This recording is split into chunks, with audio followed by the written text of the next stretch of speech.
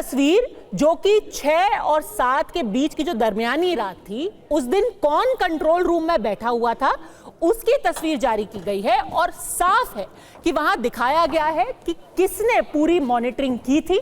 हमारे तीनों chief, air chief, army chief और नेवी चीफ कंट्रोल रूम में बैठ करके, ये देखिए, इंडियन आर्मी लीडिंग द वे। इसमें तो कुछ छुपा ही नहीं है ना, हमने छुपा के नहीं, हमने बता के किया है Jaishankar ji. Indian army leading the way, eyes on target, planning, execution, mission accomplish. रात के 1:05, 7 मई 2025। कौन मौजूद है यहाँ पे? कोई राजनीतिक नेता है? यहाँ पर हमारे एयर चीफ है, हमारे नेवी चीफ है, हमारे आर्मी चीफ है, हमारे सीडीएस है, सिर्फ उनकी तस्वीर है। तो अगर आप बता रहे हैं ऑपरेशन के बारे में, जयशंकर जी एक सेकंड निकात अब्बास प्लीज, यहां पर जयशंकर जी और समीर जी भी बैठे हैं, उनको भी अपना कम से कम ओपनिंग कमेंट देने दीजिए। क्या ये राजनीति कही जाएगी अगर आप कहें कि हाँ हमने किया, हमारे देश ने किया है, हमारी सेना ने किया है? कौन राजनीति कर रहा है? जयशंकर जी। नहीं, आप एकदम सही करे हैं पद्मजा, लेकिन भारतीय जनता पार्टी के जो पोस्टर्स आ रहे हैं, जो उनके राजनीतिक कार्यक्रम हो रहे हैं, उसमें तो हमारे प्रधानमंत्री जी को ही कमांडर इन चीफ दिखाया जा रहा है। जो कटआउट जिस तरह के बन के आ रहे हैं, जैसा लग रहा है कि हमारे प्रधानमंत्री जी ही लीड कर रहे थे, वहाँ जा के उन्होंने अटैक किया था। ये बात तो सही है, राजनीति होती है, अपने ढंग से होती है। राजनीति तो भाजपा हर बार करती है अपने हिसाब से, उसमें कोई दिक्कत नहीं है। हम ये जानना चाहते हैं ऑपरेशन सिंदूर से क्या हासिल हुआ? जो पहलगाम के कातिल थे उसमें से कोई एक मारा गया क्या? कोई उसमें से पकड़ा गया क्या? 1 महीने से अधिक का समय बीत गया है। फिर दूसरा सवाल यह भी होता है कि पहलगाम जब आतंकवादी हमला हो रहा था, उस समय सिक्योरिटी अरेंजमेंट क्यों नहीं था वहाँ? कोई भी आतंकवादी आए, आराम से उन्होंने धर्म पूछा, खतना हुआ कि नहीं हुआ ये देखा, और उसके बाद फुर्सत के साथ हत्याएं की। हत्याएं करने के बाद वो चले गए। तो उसका तो कोई जवाब ही नहीं बन पा रहा है ना। आप जाकर के मान लिया ठिकानों, 9 ठिकानों पे हमने ध्वस्त कर दिया, लेकिन जो मेन जो हैं सरगना जो हैं, मसूद अजहर है, हाफिज सईद है, सैयद सलाहुद्दीन है, वो फिर नए ठिकाने बना लेंगे, उसमें तो कोई ऐसी बात नहीं है। और जब हमारे पास मौका था, हमारे पास बढ़त थी, तो हमने संघर्ष विराम क्यों कर लिया? अभी तक तो हम यही आरोप लगाते हैं ना कि 71 वार में भारत की सेनाओं ने जो हासिल किया था, उसको शिमला समझौते में हमने दे दिया था वापस। तो इस बार जब हम बढ़त पर थे, हम पीओके पे झंडा फहराने वाले थे, तो हमने अपनी सेनाओं के हाथ क्यों बांध दिए? जयशंकर जी, क्यों संघर्ष विराम कर लिया? किसके कहने पे कर लिया? हाँ, तो ये सवाल जो है, शशि थरूर जो ऑल पार्टी डेलीगेशन गया है अमेरिका में, उनसे पूछा गया था, उन्होंने क्या इसका जवाब दिया वो मैं बस थोड़ी सी देर में सुनाऊंगी, क्योंकि hit hard and hit smart ये शशि थरूर ने कहा और ये ऑब्जेक्टिव होना चाहिए। वो वाला जवाब हम बस थोड़ी सी देर में चलाएंगे। बट जो सुरक्षा चूक हुई है समीर जी, क्या उसको आप अलग से देख सकते हैं? ऑपरेशन सिंदूर सक्सेसफुल हुआ है, वो बिल्कुल सटीक निशाना लगा है, पर क्या सुरक्षा चूक को हम बुला सकते हैं? क्या ऑपरेशन सिंदूर का ही सिर्फ आप गुणगान कर सकते हैं? देखिए, मुझे लगता है पद्मजा जी, जब पाकिस्तान प्रायोजित जो आतंकवादी हमला पहलगाम में हुआ था, उसको 1 महीना हो गया, और इस 1 महीने के अंदर भारत सरकार ने जो कार्रवाई की है, उसको अगर आप पूरे रूप में देखेंगे तो मुझे लगता है यह प्रश्न बहुत बेमानी हो जाता है कि वहाँ सुरक्षा क्यों नहीं थी।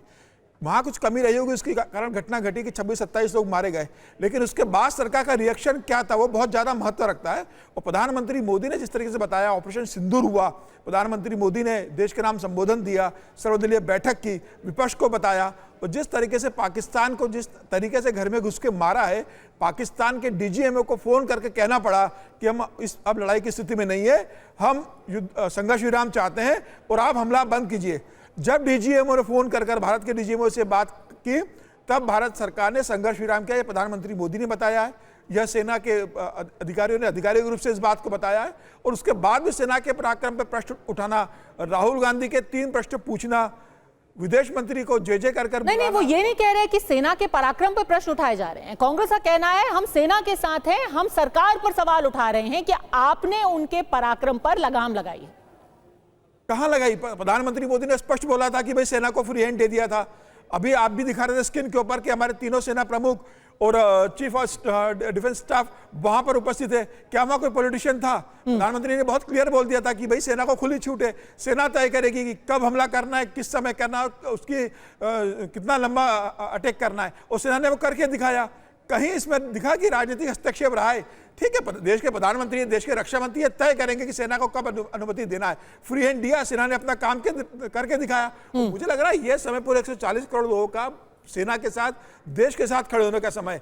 यह समय सरकार से पूछने का नहीं है कि राहुल गांधी ये पूछे कि क्या हमारा कोई विमान गिरा था, क्या सरकार ये बताए हमने पाकिस्तान को कितनी चोट पहुंचाई है। ये राहुल गांधी को देखना चाहिए कि हमारा विमान गिरा है, हमारा क्या नुकसान है, उसके हिसाब किताब में राहुल गांधी को जाना चाहिए। राहुल गांधी को यह पूछना चाहिए कि ये जो सीज फायर हुआ था, संघर्ष विराम, वो क्या ट्रंप के कहने पे हुआ था। जिस तरीके से राहुल गांधी प्रश्न पूछ रहे हैं, प्रश्न पूछने के लिए आपके पास संसद का सत्र भी, मानसून सत्र शुरू होने वाला है जुलाई में, तब आप सरकार से प्रश्न पूछते हैं। इस समय कि अभी उस घटना को 1 महीना भी नहीं हुआ है, पूरा देश इस समय हुआ है। राहुल गांधी की समस्या ये कि वो मौसम और मौका देखते नहीं कि कब प्रश्न पूछना चाहिए। ये मौसम और मौका नहीं था प्रश्न पूछने का। राजनीति करने के लिए आपको समय मिलेगा, संसद अभी मानसून सत्र आएगा, आप सरकार से प्रश्न पूछते, सरकार सारे प्रश्नों का जवाब देती। इस समय मुझे लगता है कि इस तरह से प्रश्न करके सेना को कटघरे में खड़ा करना ये ठीक नहीं था। पद्मजा जी, निघत अब्बास मेरा नाम है, मैं बोल सकती हूँ? बोलिए। धन्यवाद। पद्मजा जी, इन पोस्टर्स को देखकर तो कुछ और ही नजर आ रहा है। अभी मेरे पैनलिस्ट यहां पर बोल रहे थे कि राहुल गांधी के पास राजनीति करने का समय बहुत है, बाद में कर ले, पार्लियामेंट सेशन आएगा। स्पेशल पार्लियामेंट सेशन बुलाना चाहिए था सरकार को, इतना संवेदनशील मामला था, इतनी बड़ी घटना घट गई, आतंकवादी हमला हो गया, हमारे शहीद हो गए भाई। लेकिन इस तस्वीर में तो ऐसा लग रहा है जैसे नरेंद्र मोदी खुद वहां बॉर्डर पर बंदूक लेकर खड़े हुए थे और हमले नरेंद्र मोदी कर रहे थे, जिस प्रकार की पोशाक दिख रही है। और इसलिए मैं कहूंगी क्योंकि वो सेना से नहीं है, ना ही उनका आर्मी बैकग्राउंड है। जैसे कि आपने भी बताया कि सही बात है, हमारी सेना वहां मॉनिटरिंग कर रही थी, करेगी ना। अब यहां पर पोस्टर्स देखकर कुछ और लग रहा है, लेकिन यहां पर आपने बोला कि देखिए हो रहा था, हम तो अटैक कर रहे थे। हम भी तो लगातार यही कह रहे हैं कि हमारी सेना खड़ी थी, मुंह तोड़ जवाब दे रही थी आतंकवादी संगठनों को और पाकिस्तान को। खड़ी थी कि घसीट कर लाएगी, भारत की सेना खड़ी थी घसीट कर लाएगी हाफिज सईद और मसूद अजहर को। लेकिन व्हाइट हाउस से लाल आंख दिखवा दी गई। व्हाइट हाउस से संदेश आता है, पैगाम आता है कि सीज फायर कर दो, और सीज फायर आपने कर दिया। और आपने कहा कि अगर अब कोई भी हमला पाकिस्तान से होगा तो एक्ट ऑफ वॉर माना जाएगा। यह सरकार ने कहा था।